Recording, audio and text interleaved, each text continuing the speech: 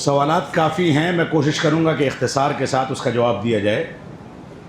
پہلا سوال ہے کہ شیخ محمد رحمانی صاحب سے سوال ہے کہ منہج سلف میں بیان کیا گیا کہ اہل بدعت کی مجلس میں نہیں جانا چاہیے، پھر کہاں جس مجلس میں یہ کانفرنس میں اہل بدعت ہیں اس میں شامل نہیں ہونا چاہیے، لیکن دیکھا گیا ہے کہ آپ خود دہلی کے شیخ اظہر سلفی کی سرپرستی والی کانفرنس میں برادر غیر منہجی غیر مسلم شامل تھے، جس میں مدرسے کے طالب علم کو غیر مسلموں کے دھرم شالہ جا کر نصیحت حاصل کرنے پر ابھارا گیا، ساتھ ہی غیر شرعی چیزیں ذکر کی گئیں۔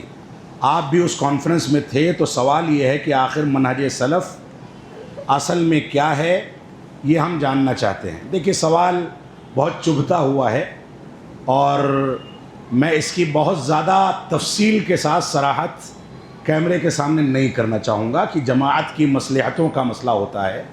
حقیقت یہ ہے کہ اس کانفرنس میں جو لوگ یہ کہہ رہے ہیں کہ میں نے شرکت کی تھی، حقیقت میں نے شرکت نہیں کی تھی۔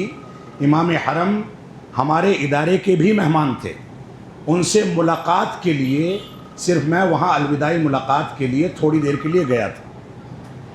اب وہاں پر اسٹیج پر کیا ہوا، ان لوگوں نے کس مصلحت سے ان لوگوں کو بلایا، ان کا کیا معاملہ تھا، اس کا جواب مجھ سے اگر پوچھا جائے گا تو میں کس بنیاد پر دوں گا؟ جو ذمہ دار ہیں سوال ان سے کیا جائے۔ میرے جانے کے بارے میں صرف میں یہ وضاحت کرنا چاہوں گا کہ میں وہاں پر میری حاضری صرف امام حرم سے ملاقات کی خاطر تھی، میں ان سے ملاقات کے لیے گیا تھا، اس کے علاوہ میری شرکت وہاں پر کسی بھی حیثیت سے نہیں تھی۔ دوسرے جو اعتراضات اس سوال میں کیے گئے ہیں، اس کا جواب آپ جمعیت کے لوگوں سے کریں۔